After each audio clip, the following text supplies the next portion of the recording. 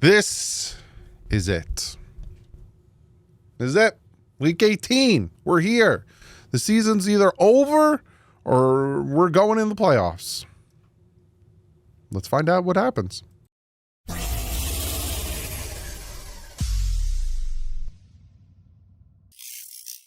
What is up, Finn fans? Miami Dolphins, New York Jets.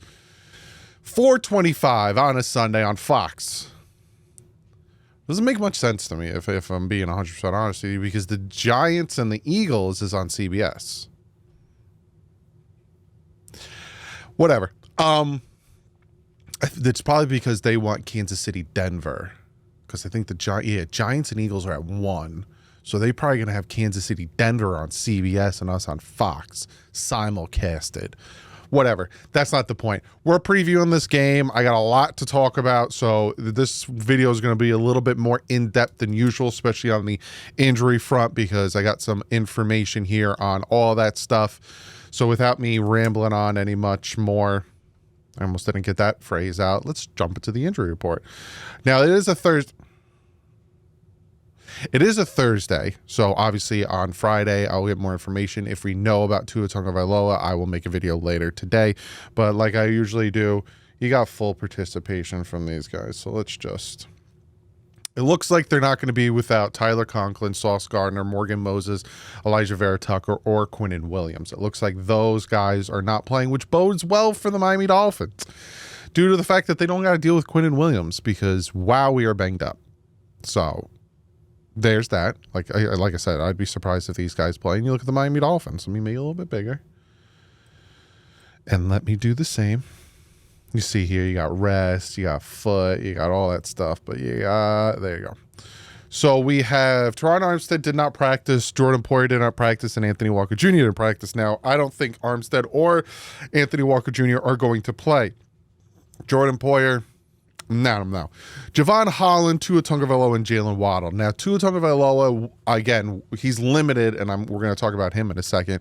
Jalen Waddle, I'm hearing he's going to play. Javon Holland will probably play. Jordan Poyer is the one that I don't know about. But I don't think Teron Armstead. Anthony Walker has already been ruled out, and, Teron Armstead. So, real quick, we got to talk about some things. First and foremost, Kendall Lamb is now on IR, and the Miami Dolphins went out and signed Brendan Daniels from the Cowboys practice squad. So, a little bit more information about what happened to Kendall Lamb.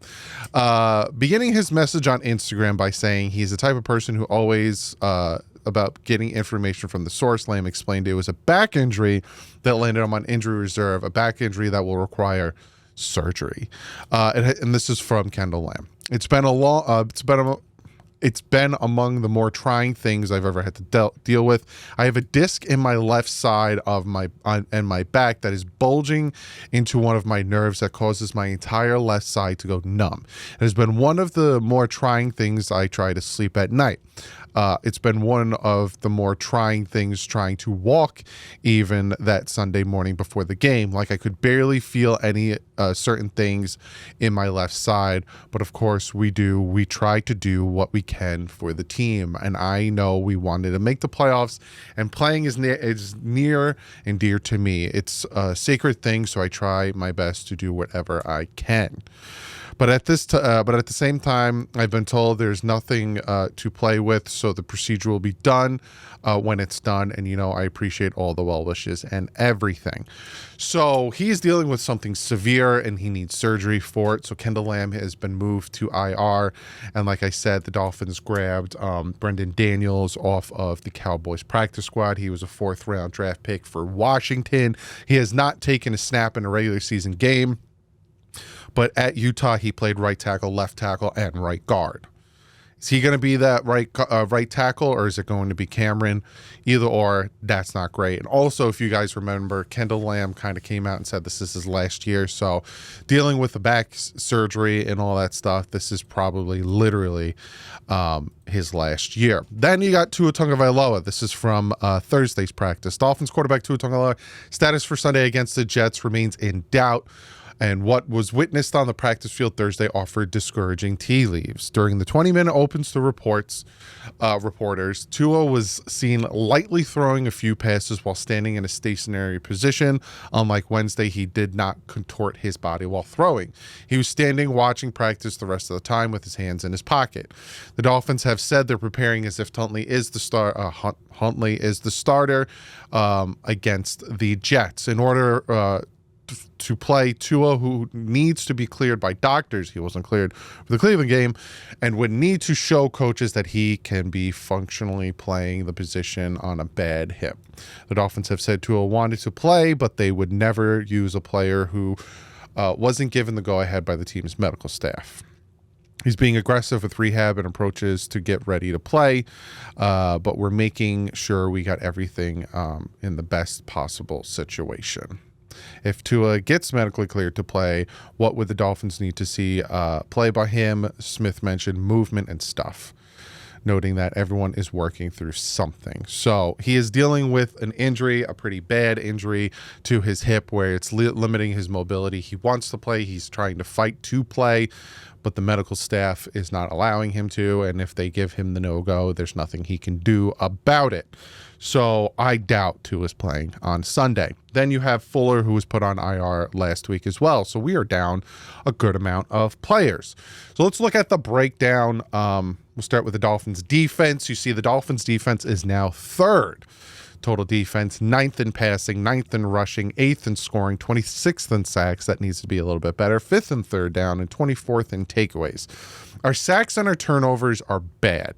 And I will say this, and again, I don't want to poo-poo it. I don't want to take away what Weaver's done, because he's done some great things with the limited amount of pass rushers he has. But you know how we look at stats that Tua does, or stats that the offense does, or stats that the offensive line, oh, they're good here and here and here. It's against bad teams. And we have faced a lot of bad offenses this year, because you've noticed that when we face good offenses, Green Bay, Arizona, the Buffalo Bills, we don't do well. Even the Jets, we didn't do well.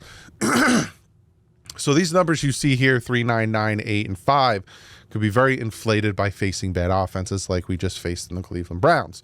We are facing an offense that isn't great. 24th total offense, 17th pass offense, 31st rush offense, 24th in scoring, 16th in sacks, 15th in third down, and 13th in giveaways. So again, this is a situation, and we'll look at the PFF to see who could possibly go against who, where things could get very interesting. And then if we flip it around, you see that the Jets have the top 5 defense, and that isn't inflated because they have played some very good offenses. 5th in total defense, 5th in passing, 15th in rushing, 21st in scoring, 14th in sacks, 17th in third downs, and 28th in takeaways. They don't have a lot of turnovers. And the Dolphins offense is 18th total, 15th in passing, 24th in rushing, 22nd in scoring, 17th in sacks allowed, which is surprising, but we all know why that is. Third down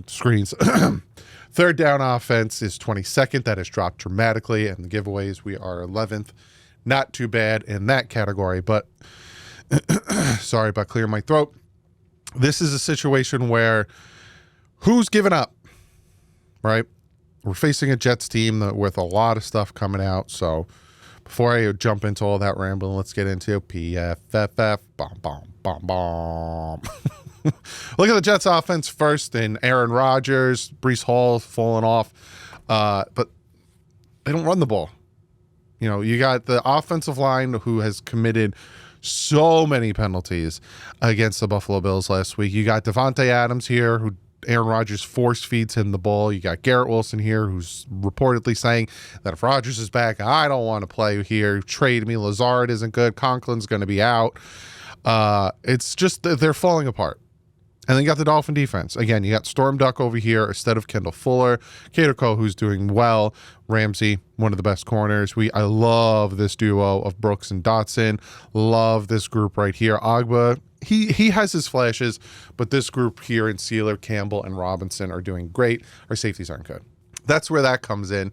And then if you flip it on its head, you look at our offense. God.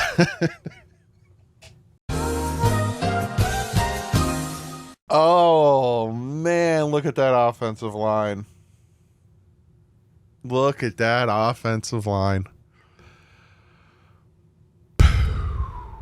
Holy crap. I genuinely feel bad for Tyler Huntley. And a lot of times I look at those PFF grades and I scoff at them. This one's not that far off. Especially if Carmen's going to be that right tackle who sucked last time he was that right tackle. This is going to be like a 12-9 win. Because you still got the weapons there, and Huntley showed he could still do well. You got Achane, but he ain't running the ball. You got to get the ball out quick. Huntley's going to be running for his life because you're facing these. See, now Williams isn't playing, but McDonald's good, and Kinlaw. You're going to be facing these guys, especially back here with Williams, and Reed is talking about it. Can't wait to test free agency. It's all, Eccles, target Eccles with Hill. Oh, God, this game's going to be messy. It's going to be a messy game. Jesus. Oh, my goodness. Some people in the last video were like, wow, why do you say we don't deserve to be in the playoffs? Or why do you say you're so down on us? If the Miami Dolphins make the playoffs, which in all honesty, to me, it's a 50-50 shot they make the playoffs. Like, I know our chance of making the playoffs, I think, is like 30%, something like that. I'll tell you in a second. 36% is our chance to make the playoffs. The Bengals is 17 and the Broncos is 47. We have a 36% chance to make the playoffs. With that offensive line and with the way our secondary is playing, how comfortable do you feel going up to Buffalo when they destroyed the Jets? Anyway, let's jump into the 5 things that the Dolphins need to do if they want to beat this New York Jets team. Number 1 on my list, and I kind of think I did this one to most important, least important. We need some decent O-line play. I'm not even talking good. I'm not even talking mediocre. I'm talking decent. Give Huntley some time. Open some type of lanes because holy crap, is this offensive line a shell of a shell of a shell of what we thought we were getting. And what we thought we were getting wasn't going to be good to begin with. So it only got worse. Chris Greer, you're fired. There's no way on God's green earth this man could survive. Like Stephen Ross. How do you not look at the offensive line that we're going into this game with and going, we'll give him one more year. You got injury bug, got him 3 years in a row. I'll give him. Man, if you get slapped once, you get slapped twice. How many times you got to get slapped before you just tell the person, can you stop hitting me? Chris Greer, stop hitting us. Please. I'm not going to go that full into detail on this because this is self-explanatory. Holy crap, that offensive line. Number 2, try to run the ball. I'm at the point where all I could do is laugh. We're 8-8. We are 8-8. And we have a shot to make the playoffs after starting 2-6. Your starting quarterback's not going to play. You got one of your starting offensive linemen is playing. Your safeties are garbage. Your corners on IR. 2 of your right tackles are on IR. And we have a shot to make the playoffs. Try to run the ball. Stop with the pitching. Left to right. Go straight, man. Like, I could say these things. It's so obvious.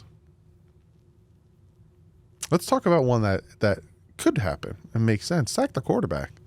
We got after Rodgers a lot last time. Chop got some sacks. I'd like to see him get to 8.5, tie Jalen Phillips. He only needs 2.5 more sacks. Go off, Chop. Go off, Sealer. Sealer got Pro Bowl snubbed. We have no Pro Bowlers. And Sealer, if you look at his stats, which go on Twitter, or I'll pop it up here. You know what? I'll pop it up here. Of him compared to the other pass rushers or defensive linemen that made the Pro Bowl, he should have went in the Pro Bowl. 33% is fan votes, 33 is players, and I think the other 33 is coaches. He should have made the Pro Bowl. But get after it, Rodgers. Don't make him comfortable. Sack him. Their offensive line isn't good. They either commit penalties or they give up sacks. Feast. Go after them. Number 4 on my list, disciplined football. How many times, speaking of disciplined football, I was on the Dive Bar podcast. Go check them out. I'll link it in the description. Go check out the episode. And Ghost of Adam Gase was talking about that. Every first drive, he's like, we're going to have an either false start or legal shift or holding or something. We are not disciplined, man. We had 11 penalties against the Browns. It was horrible. Absolutely horrible. You have to have more discipline. It's hard to have more discipline on the offensive line when you have that revolving door, but you have to have more discipline. Whether it's holding, whether it's holding on the defense, whether it's illegal block in the back, whether anything. Stop negating good plays and have some discipline for the love of God. And number 5 on my list, take advantage. Take advantage of a Jets team that is mentally checked out. That team is not fighting for anything. That team is not the Geno Smith, Rex Ryan of week 17 where he put up a perfect pass rating against us because it was a farewell game for Rex Ryan. This team doesn't have their head coach. This team is talking about Devontae Adams and Rodgers not being there. There's guys talking about free agency. Somebody said to Sauce Gardner, hey, are you going to tell Higgins to come to the Jets? And he said, no. Like, they are dysfunctional, and they are just wanting to get this game over with. So take advantage of it. That being said, I looked at this score that I wrote down, and I'm going to change it. I think the Dolphins will win. They're on the road, though. It's going to be cold. It's going to be very cold. I think the Dolphins will win, but I think they'll win like 12-9. Or like 20-13.